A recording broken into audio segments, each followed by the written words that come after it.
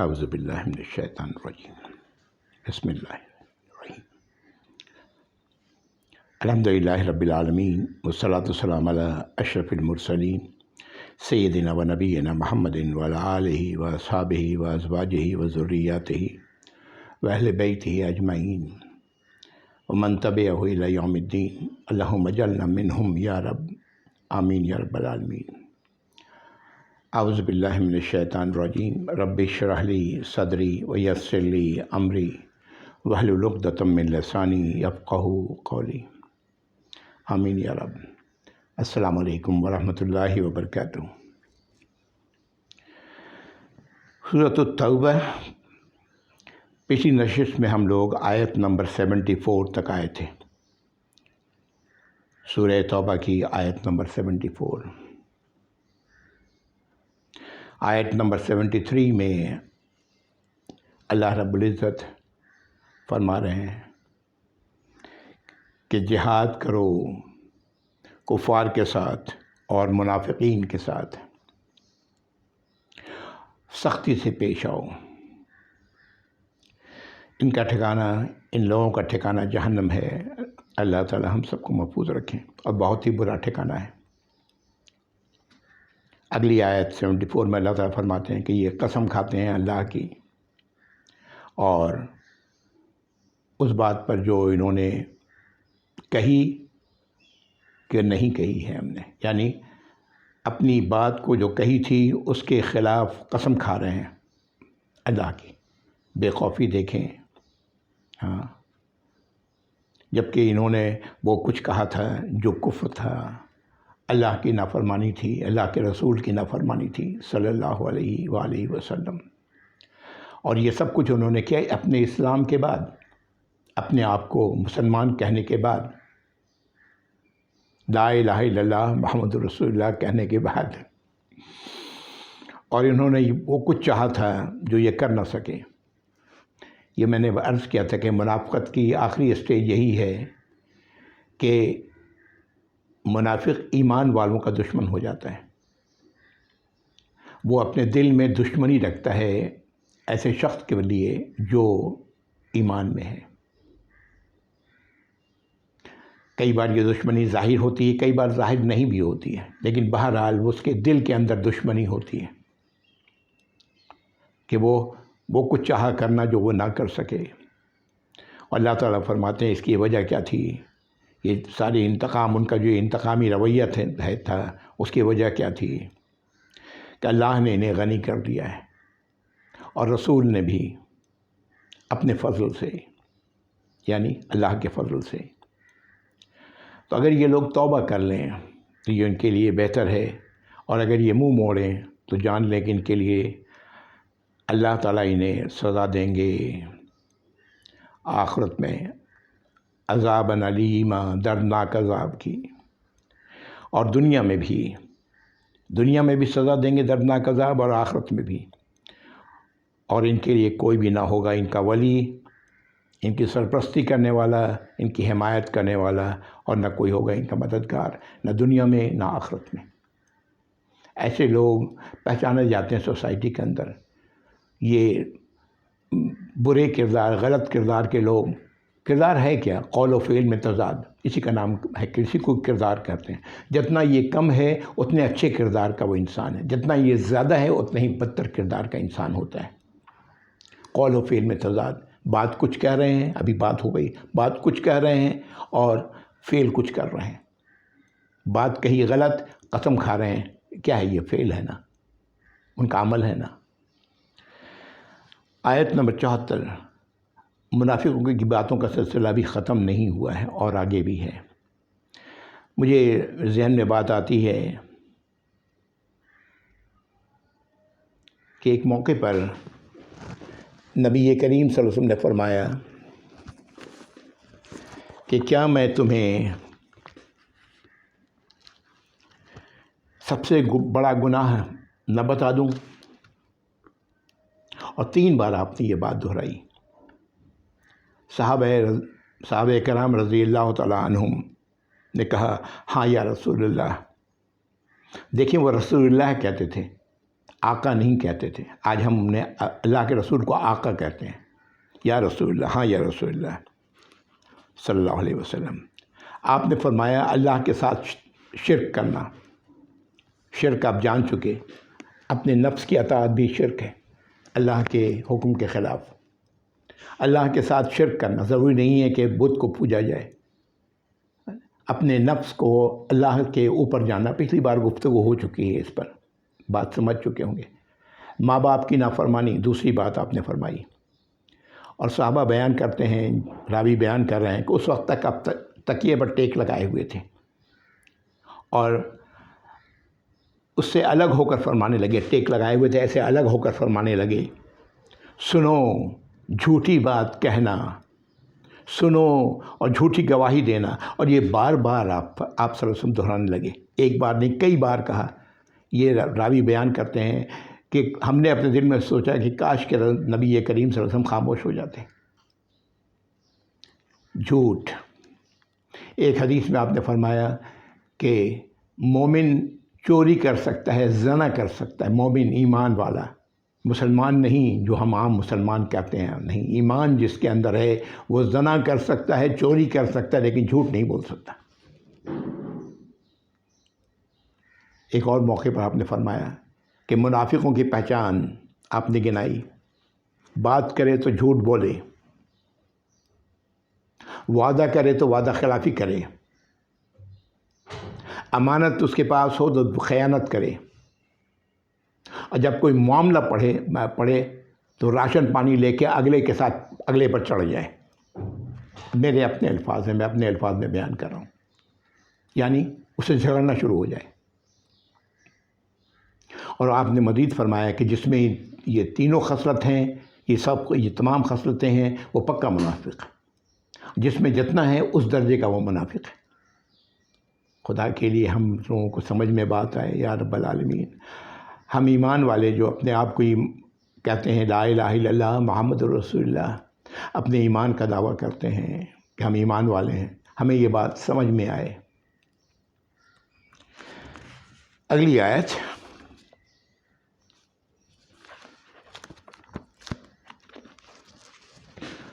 سورۃ توبہ کی اگلی آیت آج جو ہم لوگ پڑھنے جا رہے ہیں، آیت نمبر 75 ہے۔ ایسے ہی لوگوں کا ایک اور کردار سامنے آتا ہے، ایک اور رویہ۔ میں بار بار عرض کر چکا ہوں کہ اللہ تعالیٰ برائیوں کو بڑی واضح کر کے میگنیفائی کر کے دکھاتے ہیں، اس لیے کہ اس قرآن کا پڑھنے والا ان برائیوں سے اپنے آپ کو بچا سکے۔ ہم میں ایسے بھی لوگ ہیں، میں نے ایسے لوگوں کو بھی دیکھا ہے، اور صبح میں یہ قرآن معنی کے ساتھ پڑھتے ہیں، بڑا فخر بھی کرتے ہیں، معنی کے ساتھ میں قرآن پڑھتا ہوں، اور پھر اس کے بعد ان کا رویہ جو ہوتا ہے وہ سامنے ہے۔ وہ قرآن پتہ نہیں لوگوں کو سنانے کے لیے پڑھتے ہیں یا لوگوں کو دکھانے کے لیے پڑھتے ہیں، ہدایت کے لیے تو نہیں پڑھتے۔ اگر پڑھتے ہوتے تو ان کے اندر ہدایت ہوتی ہے، جو پڑھا ہے اس کو اب ان کے اعمال سے ظاہر ہوتا ہے۔ اللہ تعالی رحم فرمائے یا رب العالمین۔ آیت نمبر 75، اعوذ باللہ من الشیطان الرجیم۔ وَمِنْهُمْ مَنْ عَاهَدَ اللَّهَ لَئِنْ آتَانَا مِنْ فَضْلِهِ لَنَصَّدَّقَنَّ وَلَنَكُونَنَّ مِنَ الصَّالِحِينَ۔ ان میں وہ لوگ بھی ہیں، وہ ہے جو کہتا ہے، اللہ سے عہد کرتا ہے کہ اللہ اگر اپنے فضل سے اسے دیں۔ فضل کے معنی عام طور سے قرآن میں اس کا مطلب ہے دنیا میں انسان فضل تلاش کرتا ہے، اللہ کے رزق میں وسعت تلاش کرتا ہے، تو اپنے فضل سے جو اللہ دیں اسے، تو وہ ضرور بضرور صدقہ کرے گا، اور وہ ضرور بضرور لازماً ہو جائے گا صالح لوگوں میں سے۔ یعنی وہ مال مانگ رہا ہے اللہ سے، اللہ تعالیٰ مال اسے زیادہ سے زیادہ دیں تاکہ وہ صدقہ کرے، وہ ضرور، تاکہ وہ کہتا ہے تاکہ میں ضرور صدقہ کروں گا، ضرور صالح لوگوں میں سے بن جاؤں گا۔ یہ مال کی محبت، جو لوگ مال کی محبت جن کے اندر ہوتی ہے، ان کے اندر ایمان کی محبت نہیں ہو سکتی، کبھی نہیں ہو سکتی۔ ایک روایت میں ایک ملتی ہے جس میں اللہ کے نبی صلی اللہ علیہ وسلم نے فرمایا کہ بخالت، بخل اور ایمان دونوں ایک دل میں نہیں رہتے۔ مال کی محبت یہ بہت بڑی بلا ہے ایمان والوں کے لیے کہ مال دے کے ہم مال خرچ کر کے ہم سالے لوگوں میں سے ہو جائیں گے۔ فلما، اگلی آیت، اعوذ باللہ، فلما آتاہم من فضلہ بخلوا بہ وتولوا وہم معرضون، جب اللہ نے اپنے فضل میں سے ان کو دیا تو اس نے اس میں بخالت سے کام لی، بخل سے کام لیا اور منہ موڑا، یعنی اپنے کیے ہوئے وعدے سے منہ موڑ لیا۔ جو بات اس نے اللہ سے کی تھی، اللہ سے عہد کیا تھا، اسے منہ موڑ لیا۔ وہم معرضون، اور یہ لوگ تو ہیں ہی منہ موڑنے والے، اللہ کی اطاعت، اللہ کی فرما برداری سے، نبی کریم صلی اللہ علیہ وسلم کی تعلیمات پر چلنے سے منہ موڑنے والے ہیں۔ اگلی آیت، فعاقبہم نفاقا فی قلوبہم الی یوم القیامہ فعاقبہم نفاقا فی قلوبہم الی یوم یلقونہ بما اخلفوا اللہ ما وعدوہ وبما کانوا یکذبون۔ یہ انجام ہے جو اللہ تعالیٰ بتا رہے ہیں۔ اللہ نے اس کے نتیجے میں انہیں جو سزا دی وہ کیا دی؟ نفاق، منافقت کی وہ سزا انہیں ملی، وہ منافق بنا دیے گئے، ان کے دلوں میں نفاق ڈال دیا اللہ نے اس دن تک کے لیے جب وہ اللہ سے ملاقات کریں گے۔ کب؟ حشر کے دن۔ یہ منافقت ان کے دل میں رہے گی اسی طرح، ایسے لوگوں کی جو اللہ سے وعدہ کریں۔ اللہ تعالیٰ معاف فرمائے یا رب العالمین ہم لوگوں کو۔ منافقت رہے گی اس دن تک کے لیے جس دن وہ اللہ سے ملیں گے۔ بوجہ کیوں ہو گیا، کیوں ایسا ہوگا؟ بوجہ اس لیے کہ انہوں نے اللہ سے کیے ہوئے وعدے کے خلاف کیا۔ جب انہیں مال مل گیا، اللہ نے دولت دے دی، تو وہ صدقہ مال نکلتا نہیں ان کے پاس سے، اللہ کے راہ میں دینے کو نہیں ہے۔ تو بوجہ اس کے کہ جو انہوں نے وعدہ کیا اللہ سے اس کے خلاف کیا، اور بوجہ اس کے کہ انہوں نے جھوٹ بولا۔ کس سے جھوٹ بولا؟ کائنات کے مالک سے جھوٹ بولا۔ آپس میں جھوٹ بولنا تو پھر بھی بہت چھوٹی بات ہے، اللہ سے جھوٹ بولنا۔ الم یعلموا ان اللہ یعلم سرہم ونجواہم، کیا یہ لوگ نہیں جانتے ہیں کہ اللہ تعالیٰ جانتے ہیں جو یہ رازداری کی باتیں کرتے ہیں، جو راز انہوں نے چھپائے ہوئے ہیں اپنے اندر۔ کیا چھپائے ہوئے؟ نفاق ہے نا۔ جو رازداری کی باتیں کرتے ہیں آپس میں، آپس ہی میں باتیں کریں گے، یہ اپنے لوگوں کو بٹھا کے ان سے باتیں کریں، کوئی آ جائے گا تو نہیں، پھر بات بند۔ کیوں؟ اس لیے کہ بات جو کی جا رہی ہے وہ درست نہیں کی جا رہی ہے۔ تو اللہ تعالیٰ تو جانتے ہیں راز کی باتیں اور ان کی خاموش گفتگو۔ وَأَنَّ اللَّهَ عَلَّامُ الْغُیُوب، اور یہ کہ اللہ تعالیٰ تمام کے علام، علم ہی نہیں، علام، بہت ہی زیادہ ان باتوں کو جانتے ہیں جو چھپائی جا رہی ہے۔ ان باتوں کا علم اللہ کو ہے نا، جو سامنے ہے وہ تو ہے ہی، علم اس کا تو علم ہے ہی۔ اللہ تعالیٰ ان باتوں کو بھی جانتے ہیں جو چھپائی جا رہی ہے اللہ سے۔ اس کے پیچھے ایک بڑا واقعہ آتا ہے، ایک صحابی کا ذکر ہے کہ نبی کریم صلی اللہ علیہ وسلم سے بار بار کہتے کہ میرے لیے دعا کر دیں کہ میں مالدار ہو جاؤں، مال ہو جائے، مال ہوگا تو میرے پاس، تو میں اللہ کے راستے میں صدقہ کروں گا، ضرور کروں گا صدقہ۔ نبی کریم صلی اللہ علیہ وسلم کو بار بار سمجھاتے، آخر میں وہ اتنا بدل ہوئے کہ آپ نے ان کے لیے دعا کر دی۔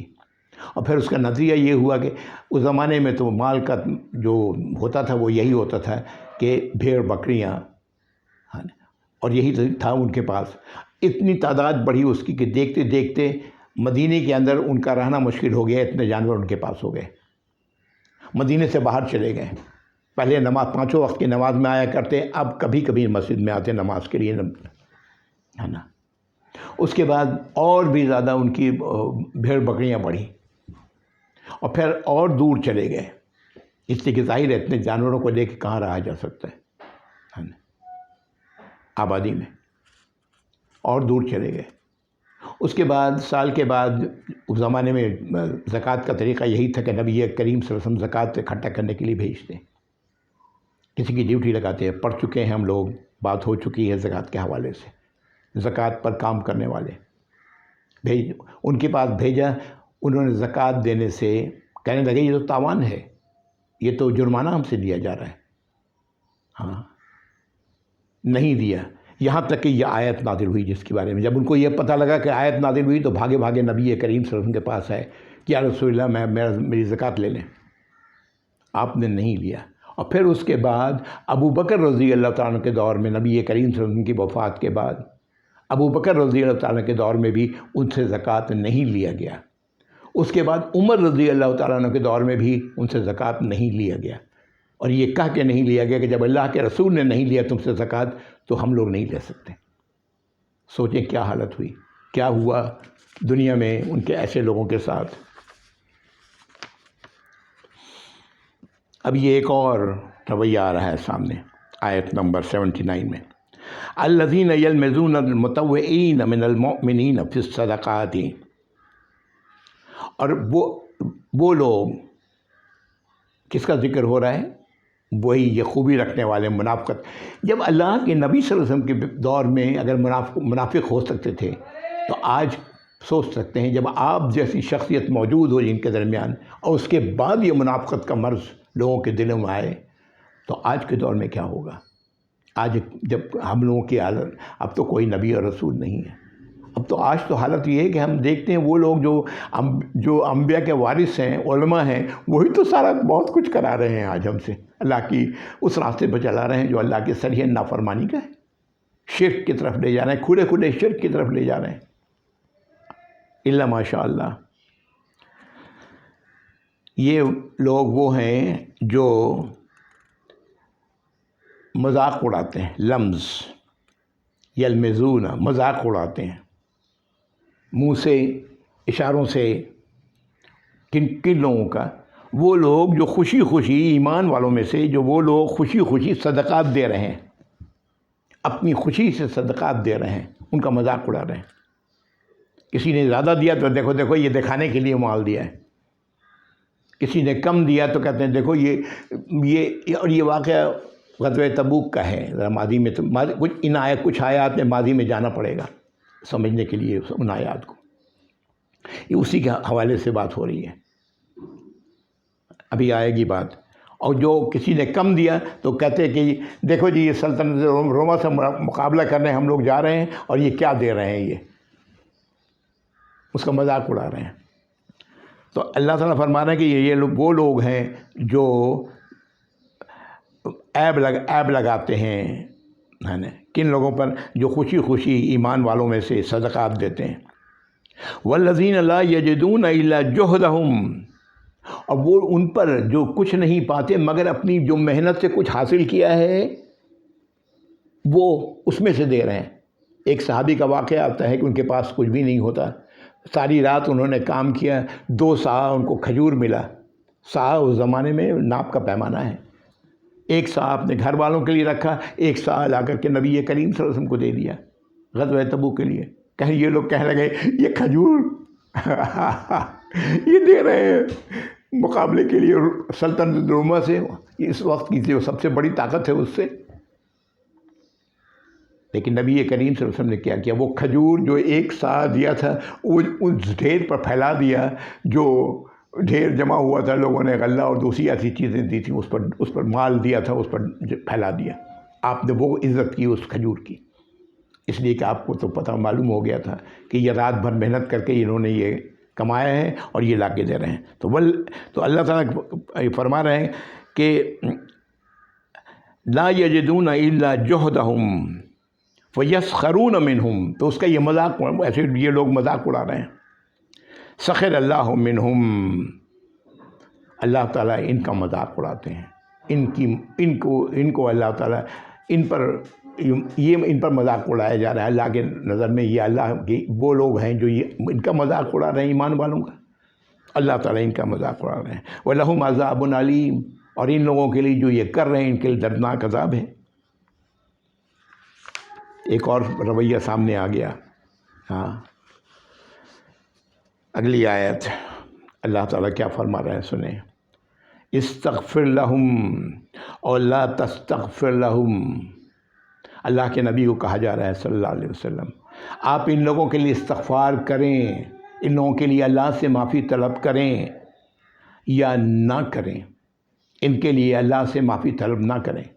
نبی کریم صلی اللہ علیہ وسلم دعا کیا کرتے تھے نا، ان کے لیے استغفار کریں یا نہ کریں۔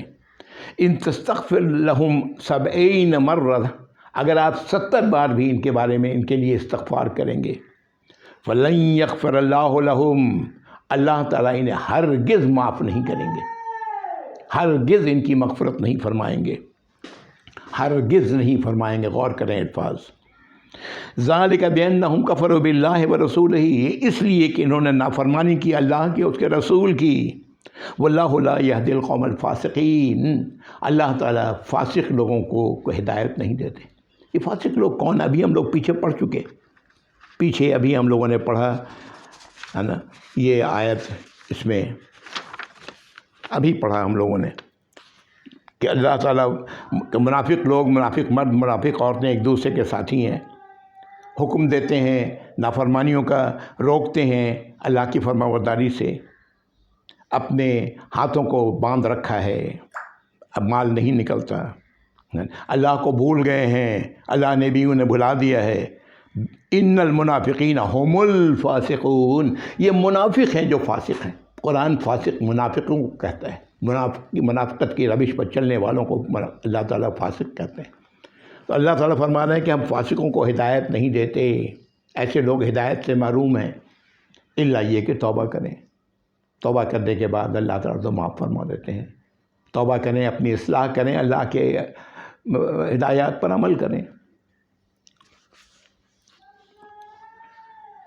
اگلی آیت، آیت نمبر 81، فرح المخلفون بمقعدہم خلاف رسول اللہ وکرہوا ان یجاہدوا باموالہم وانفسہم فی سبیل اللہ، بہت خوش ہیں وہ لوگ جو بیٹھنے والوں کے ساتھ، اپنے گھروں پر رکے رہنے والوں کے ساتھ، گھر پر رکے رہنے والے کون لوگ تھے؟ ابھی آئے گی بات آگے بھی، کون تھے جو گھروں میں رکے رہے، یعنی تو غزوہ تبوک کے لیے نہیں نکلے، ان کی بات اللہ تعالیٰ کر رہے ہیں۔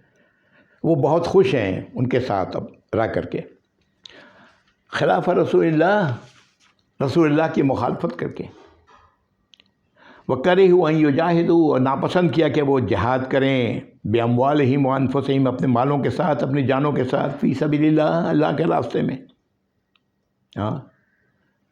یہ کرنے کے بجائے رکے رہنا، اس پر خوش ہیں، اور ناپسندیدگی تھی اس بات پر جو آپ صلی اللہ علیہ وسلم نے حکم دیا تھا جہاد کے لیے سب کو نکلنے کے لیے غزوہ تبوک میں، ہے نا، اپنے مالوں اور جانوں کے ساتھ۔ اس وقت تو فوج نہیں ہوتی تھی، عام لوگ ہی لڑا کرتے تھے۔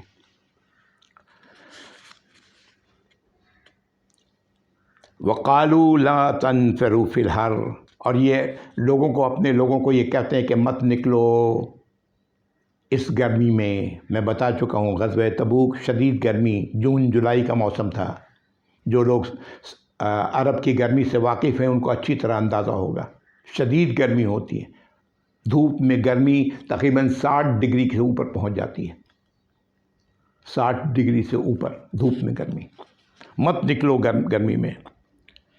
اللہ تعالیٰ کیا فرما رہے ہیں سنیں، قل نار جہنم اشد حرا، آپ کہہ دیں کہ جہنم کی آگ بہت ہی زیادہ گرم ہے، سب سے زیادہ گرم ہے۔ لو کانوا یفقہون، کاش کہ یہ لوگ عقل سے کام لیتے، سوچ سکتے، غور کر سکتے، تفقہ کر سکتے۔ اگلی آیت، فَلْيَضْحَكُوا قَلِيلًا وَلْيَبْكُوا كَثِيرًا، اگر یہ غور کرتے اپنی اس حرکت پر تو یہ انہیں چاہیے تھا کہ یہ ہنستے کم اور روتے زیادہ۔ جزاء بما كانوا يكسبون، یہ بدلہ ہوگا جو ان کا اب اس کمائی کے نتیجے میں جو انہوں نے کیا ہے اس کا بدلہ ہوگا۔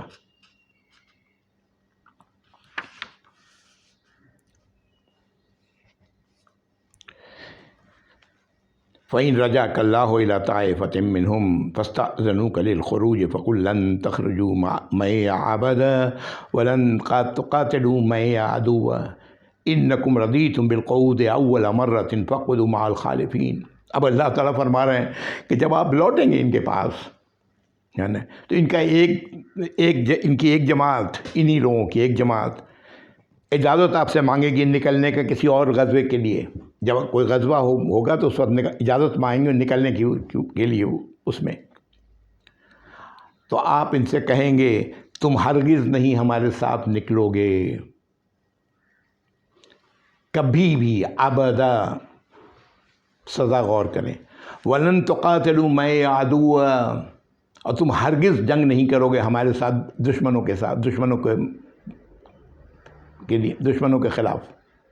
اِنَّكُمْ رَضِيتُمْ بِالْقُعُودِ أَوَّلَ مَرَّةٍ فَاقْعُدُوا مَعَ الْخَالِفِينَ. تم پہلی بار نکلنے کے لیے جب سب کو کہا گیا تو تم نے بیٹھے رہنے کو پسند کیا. تم راضی رہے بیٹھے رہنے پر، اپنی جگہ نکلنے کے بجائے گھروں میں رہنا پسند کیا. فَاقْعُدُوا مَعَ الْخَالِفِينَ، تو پیچھے رہنے والوں کے ساتھ ابھی بھی تم بیٹھے رہو. غور کریں کتنا سخت رویہ ہے جو اللہ تعالیٰ ایسے لوگوں کے بارے میں ہمیں سنا رہے ہیں، ہمیں بتا رہے ہیں. میرا خیال ہے کہ وقت کی کمی ہے. آیت نمبر 83 میں یہاں رک رہا ہوں، ہے نا. اور اللہ سے دعا ہے کہ ہم سب لوگ جو لا الہ الا اللہ محمد رسول اللہ کہتے ہیں، اس مرض سے اپنے آپ کو بچائیں، اس بیماری سے اپنے آپ کو بچائیں. یہ بیماری جھوٹ بولنے سے شروع ہوتی ہے، وہاں سے یہ بیماری شروع ہوتی ہے. اور اس کے بعد میں 3 اسٹیج میں آپ کو بتا چکا. پھر قسمیں کھاتے ہیں اس بات پر جو انہوں نے نہیں کیا ہے، اس پر قسم کھانے کہ میں نے یہ کیا ہے. اور تیسرے اسٹیج پر تو جا کر کے دشمنی، ایمان والوں سے دشمنی، ایمان والوں سے نفرت. یہ تو انتہا ہے. حدیث میں نے آپ کو سنا دی ہے نا کہ جب بات کرے تو جھوٹ بولے، جب وعدہ کرے تو وعدہ خلافی کرے، جب امانت رکھی جائے تو خیانت کرے. امانت صرف یہی نہیں ہے کوئی مال کسی کا رکھ لیا تو یہ امانت ہے. امانت یہ بھی ہے کسی کو مشورہ دیا تو غلط مشورہ دیا، یہ امانت میں خیانت ہے. کسی کی راز کی بات، کسی نے آپ سے بات کی دوسرے کو بتا دیا، یہ امانت میں خیانت ہے. جب امانت رکھی جائے تو خیانت کرے. اور جب کوئی معاملہ پڑے، کبھی ہو گئے آگے وہ لوگ کہ میں نے بھائی تمہیں یہ بات کہی تو تم نے ان کو کیوں بتا دی، تو جھگڑ پڑے اسے، نہیں میں نے کوئی نہیں بتائی، ہاں وغیرہ وغیرہ وغیرہ. اللہ تعالیٰ ہم سب کو سمجھ عطا فرمائے. آیت نمبر 83 میں رک رہا ہوں. وآخر دعوانا الحمدللہ رب العالمین وصلی اللہ علی محمد وعلی آلہ واصحابہ وازواجہ وذریاتہ واہل بیتہ اجمعین ومن تبعہم الی یوم الدین. اللہم اجعلنا منہم، ان لوگوں میں ہمیں شامل فرمائیے جو آپ کی اطاعت کرنے والے ہیں، ان میں شامل فرمائیے. تبھی ہوگا جب ہم آپ کی اطاعت کریں گے. جزاکم اللہ خیر، والسلام علیکم ورحمۃ اللہ وبرکاتہ.